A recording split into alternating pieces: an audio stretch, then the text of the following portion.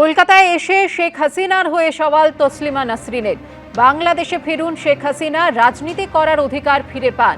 শেখ হাসিনার পার্টির ওপর থেকে নিষেধাজ্ঞা প্রত্যাহার করা হোক। পানিহাটির অনুষ্ঠানে গিয়ে সওয়াল বাংলাদেশের নির্বাসিত লেখিকার।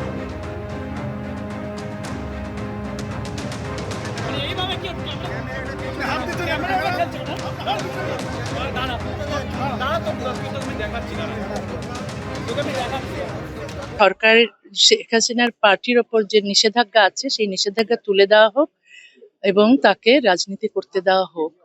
এই নিষেধাজ্ঞা উঠে যাক এবং মানে সব রাজনৈতিক দলই রাজনীতি করার অধিকার পাক এবং শেখ হাসিনা ফিরে যান, এটা আমি চাই। তারা নারী বিরোধী আইন চায়। তারা যদি ক্ষমতায় আসে, তারা যদি রাজনীতি করার অধিকার পায়, তাহলে সংখ্যালঘুদের কোনো অধিকার থাকবে না বাঁচার, কোনো নারীর কোনো অধিকার থাকবে না। সমান অধিকার তো পাবেই না, ন্যূনতম অধিকারও তারা পাবে। সরকারকে অন্ধকারে রেখে বেআইনিভাবে রক্ত পাচারের অভিযোগে লাইসেন্স বাতিল করা হলো ভবানীপুরের হেলথ পয়েন্ট ব্লাড ব্যাংকের। এসবিটিসি সুপারিশের ভিত্তিতে এই সিদ্ধান্ত নিয়েছে রাজ্য ড্রাগ কন্ট্রোল।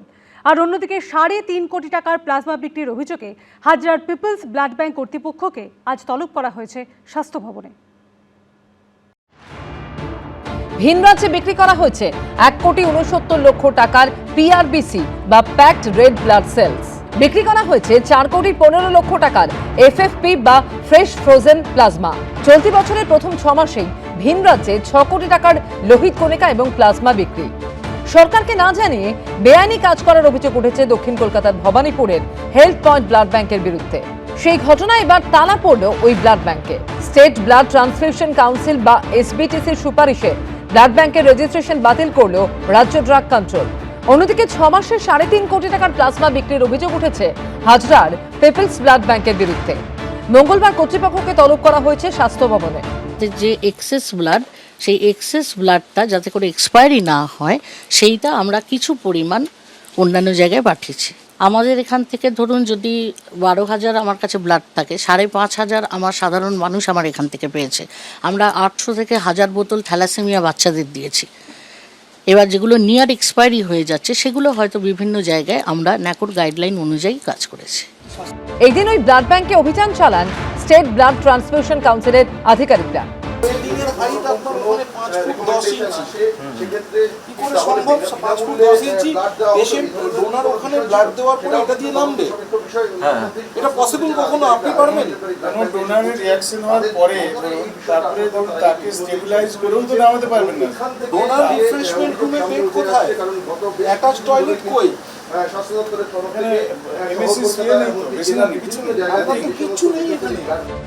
দেখা যায় একটি ছোট ফ্রিজারে ঠেসে রাখা রয়েছে 100 ইউনিট রক্ত প্লাজমা।